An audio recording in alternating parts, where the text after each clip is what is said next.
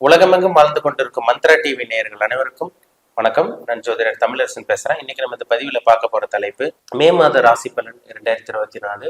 சிம்ம ராசி காலபுருஷ தத்துவப்படி 5ஆம் ராசியான சிம்ம ராசி நேயர்களுக்கு இந்த மாதம் எப்படி இருக்குன்னு பார்க்கலாம்.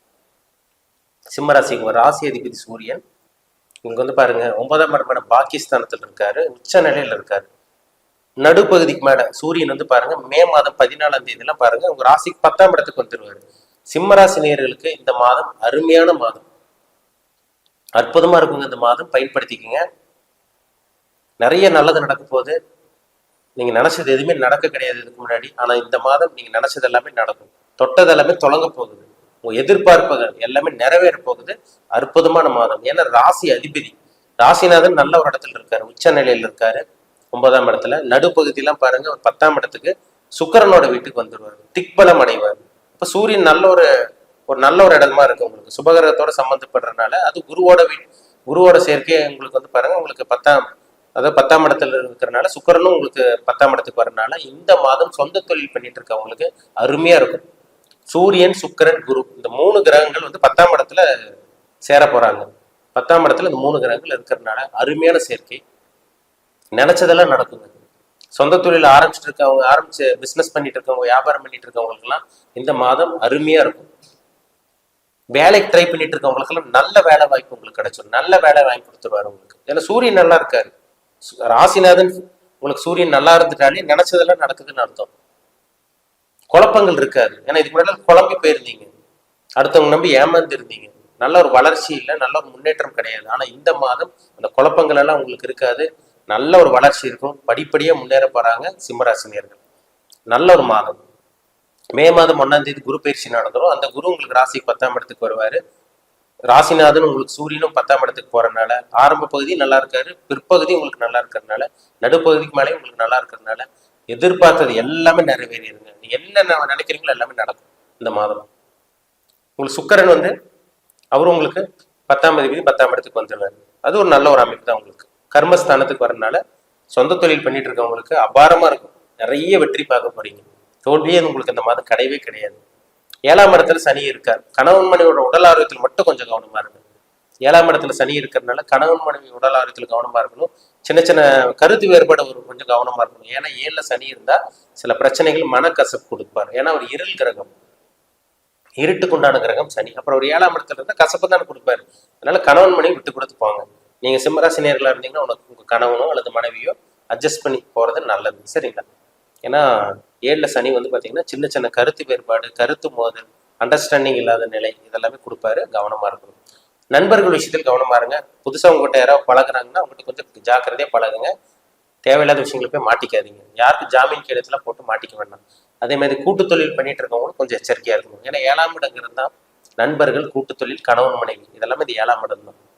அப்ப அந்த 7ஆம் இடத்துல ஒரு இருள் கிரகம், ஒரு இருட்டான கிரகம் வரனால நிச்சயமா இந்த மாதம் சின்ன சின்ன நெகட்டிவ் நடந்தா கூட பெரிய அளவுக்கு உங்களுக்கு பாசிட்டிவ் தான் இருக்கும், சரிங்களா? சொந்த தொழில், வியாபாரம் அற்புதமா இருந்தா கூட, நிறைய நல்ல விஷயங்கள் நடந்தா கூட சின்ன சின்ன நெகட்டிவ் கண்டிப்பா இருக்கதான் செய்யும். ஏன்னா சனி 7ல இருக்கிறதுனால சின்ன சின்ன மனக்கசப்பை கண்டிப்பா கொடுப்பார். கவனமா இருக்கணும். ராசியை சனி பார்க்கறதுனால உங்களுக்கு சின்ன சின்ன குழப்பங்களும் வரும், சரிங்களா? யாரை நம்புறது, யாரை நம்பக்கூடாது உங்களுக்கே தெரியாது. கொஞ்சம் கவனமா இருங்க. சின்ன சின்னதா தான் இருக்கும், சின்ன சின்ன மைனஸா தான் இருக்கும். ஏன்னா ராசிநாதன் நல்லா இருக்காரு, ராசி தான் சனி பார்க்கிறாரு. அதாவது உங்க மேல ஒரு வெளிச்சம், இருட்டு, அதாவது பாத்தீங்கன்னா ஒரு இருள் கிரகம் உங்க மேல பார்வை பார்க்குது. இருள் கிரகம் உங்க மேல அந்த நெகட்டிவ் வைப்ரேஷன் படுது. ஆனா ராசிநாதன் ராசிதிபதி நல்லா இருக்காரு. அப்ப இது நல்லா இருந்தாலே போதும், உங்களுக்கு எதையும் சமாளிக்க முடியும். ராசிநாதனும் கெட்டு போய் ராசி சனி பார்க்கறவங்க தான் இருட்டுக்குள்ள இருப்பாங்க. அவங்களாலதான் ஒரு தெளிவான முடிவு எடுக்க முடியாது. அதனால சின்ன சின்ன குழப்பங்கள் இருக்கும். அது எல்லாத்தையும் சமாளிப்பீங்க, சரிங்களா? அதனால கவலையப்படாதீங்க. இந்த மாதம் சிம்மராசினியர்களுக்கு நல்ல மாதம். கணவன் மனைவி உடல் ஆரோக்கியம், அதே மாதிரி கூட்டுத்தொழில், நண்பர்கள் இந்த விஷயத்துல மட்டும் கொஞ்சம் கவனமா இருங்க. மற்றபடி பெரிய பாதிப்பு உங்களுக்கு வரவே வராது. 2ஆம் இடத்துல கேது இருந்து பாருங்க உங்களுக்கு பொருளாதார தடை, பொருளாதார சிக்கல் எல்லாத்தையும் கொடுத்துருப்பாரு உங்களுக்கு. ஆனா உங்களுக்கு குருவோட பார்வை 2ஆம் இடத்து மேல விழுகிறதுனால இந்த மாதம் நிச்சயமா பணம் சம்பாதிக்கக்கூடிய மாதம். நல்ல ஒரு மாதம்ங்க. பணத்தை சம்பாதிக்க போறீங்க. நல்ல ஒரு மாதமா உங்களுக்கு இருக்கும். தேவையான விஷயங்களுக்காக நீங்க செலவு பண்ணுவீங்க. தேவையில்லாத விஷயங்களுக்கு கண்டிப்பா நீங்க செலவு பண்ணவே மாட்டீங்க, சரிங்களா? ஏன்னா இதுக்கு முன்னாடி எல்லாம் செலவு பண்ணிட்டீங்க. எல்லாம் செலவு விரையும், குடும்ப பிரச்சனை, பண பிரச்சனை, கடன் பிரச்சனை அப்படிதான் உங்களுக்கு போயிட்டு இருந்தது. ஆனா இந்த மாதம் நல்ல மாதமா உங்களுக்கு இருக்கு. சரிங்களா? ராசிக்கு 2ஆம் இடத்துக்கு குரு பார்த்துட்டாலே அந்த குடும்பத்துல இருந்த அந்த குழப்பங்கள் எல்லாம் கொஞ்சம் விலகும். சரிங்களா? ஆனா 7ல சனி இருக்கிறதுனால மட்டும் சின்ன சின்ன மனக்கசப்பு, கருத்து வேறுபாடு கணவன் மனைவிக்குள்ள வரும். கவனமா இருக்கணும் அந்த விஷயத்துல மட்டும். சரிங்களா? கணவன் மனைவி விஷயத்துல மட்டும் கொஞ்சம் கவனமா இருக்கு.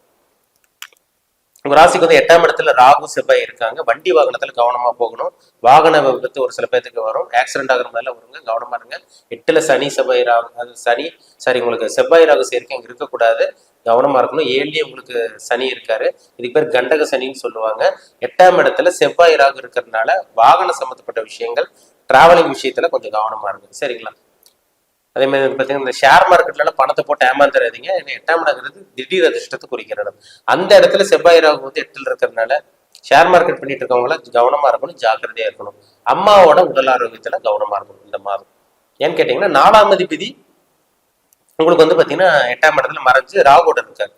9ஆம் அதிபதியும் ஒரு செவ்வாய் ராகுவோட இருக்காரு. அப்ப தந்தையோட உடல் ஆரோக்கியம், தாயோட உடல் ஆரோக்கியம், அப்பா அம்மா உடல் ஆரோக்கியத்துல கவனமா இருக்கணும். சின்ன சின்ன பிரச்சனை சின்ன சின்ன வியாதி இருந்தா கூட உங்களுக்கு மருத்துவமனைக்கு போய் நீங்க ஹாஸ்பிட்டல் போய் நீங்க மெடிக்கல் செக்அப் பண்றது ரொம்ப நல்லது. சரிங்களா? அதே மாதிரி கணவன் மனைவியோட ஆரோக்கியத்திலும் கவனமா இருக்கணும். ஒரு ராசிக்கு இந்த மாதம் மற்ற கிரகநிலையில உங்களுக்கு சாதகமா இருக்கு. சூரியன் நல்லா இருக்காரு. கேது 2ஆம் இடத்துல இருக்க கேது குருவோட பார்வையில் இருக்குன்னா அது உங்களுக்கு நல்லா தான் இருக்கு. சுக்கிரன் நல்ல ஒரு இடத்துக்கு வந்துடுறாரு. புதன் உங்க ராசிக்கு 2ஆம் அதிபதி தனாதிபதி புதன் எங்க இருக்காரு? உங்க ராசிக்கு 8ஆம் இடத்துல இருக்காரு. அவர் 9ஆம் இடத்துக்கு வருவார். அப்ப இந்த மாதம் 10ஆம் தேதிக்கு அப்புறமெல்லாம் பாத்தீங்கன்னா பணம் வரும், வருமானம் சம்பாதிக்கக்கூடிய அந்த யோகம் உங்களுக்கு அமையும். எப்பங்க சார் எங்களுக்கு பணம் வரும்? எப்பதான் சம்பாதிப்போம்? எப்ப பணம் எங்களுக்கு வரும்? அது கடன் வாங்கி பணம் வர்றது ஒரு பக்கம், இல்ல வேற ஏதோ ஒண்ணு யாரோ உதவி பண்றது, மொத்தத்துல பணம் எப்போ வரும்? இந்த மாதிரி கேட்கிற சிம்மராசி நேயர்களுக்கு இந்த மாதம் 10ஆம் தேதிக்கு அப்புறம் பணம் வருங்க. சரிங்களா? பணத்தை சம்பாதிக்க முடியும். பணத்தை உங்களால கண் கூட பார்க்க முடியும். கொஞ்சம் கொஞ்சமா பணத்தை சேர்த்து வைப்பீங்க இனிமேல். சரிங்களா? ஏன்னா உங்களுக்கு இந்த அஷ்டம சனி இந்த கண்டக சனி 7ல இருக்க சனி பாத்தீங்கன்னா கண்டக சனி தான் உங்களுக்கு போயிட்டு இருக்கு. அடுத்து அஷ்டம சனி உங்களுக்கு வரும். ராசிக்கு பாத்தீங்கன்னா 7ஆம் இடத்துல இருக்க சனி 8ஆம் இடத்துக்கு போவார். அது அடுத்த வருஷம் தான் உங்களுக்கு அஷ்டம சனி. ஆனா இந்த வருடம் உங்களுக்கு பெரிய அளவுக்கு பாதிப்பு இருக்கவே இருக்காது. இந்த மாதம் 10ஆம் தேதிக்கு அப்புறம் பணம் வர்றதை உங்களால பார்க்க முடியும். பயன்படுத்திக்கோங்க. சரிங்களா? தனம் வரக்கூடிய நல்ல மாதம் தான். படிக்கக்கூடிய மாணவர்களும் கவனமா இருக்கணும். ஏன்னா 9ஆம் அதிபதி உங்களுக்கு 8ல மறையிறார். 4ஆம் அதிபதி உங்களுக்கு 8ல மறையிறார். 9ஆம் இடம் 4ஆம் இடம்ங்கிறதுல பார்த்தீங்கன்னா கல்வி ஸ்தானம். அந்த அதிபதி ராகுவோட இருக்கிறதுனால படிக்கக்கூடிய மாணவர்கள் கொஞ்சம் கவனமா இருக்கணும். யோசிச்சு செயல்படுங்க. எதா இருந்தாலும் அவசர முடிவுகள் எடுக்காம இருக்கிறது நல்லது. சரிங்களா? உங்க ராசிக்கு பாருங்க, உங்க ராசிக்கு சனி ஜென்ம ராசி பார்க்கறதுனால ஒரு சில பேத்துக்கு மட்டும் நரம்பு சார்ந்த பிரச்சனை, தோல் சம்பந்தப்பட்ட பிரச்சனை, எலும்பு மூட்டு பிரச்சனை ஒரு சில சிம்மராசினியர்களுக்கு மட்டும் வரும். சரிங்களா? அதை மட்டும் பார்த்துக்குங்க. பெரிய அளவுக்கு பாதிப்பு இருக்காது உங்களுக்கு. சின்ன சின்ன பிரச்சனை தான். ஏன்னா ராசிநாதன் நல்லா இருக்கிறதுனால எதையும் சமாளிச்சு வந்துருவீங்க. அது சந்தேகமே கிடையாது.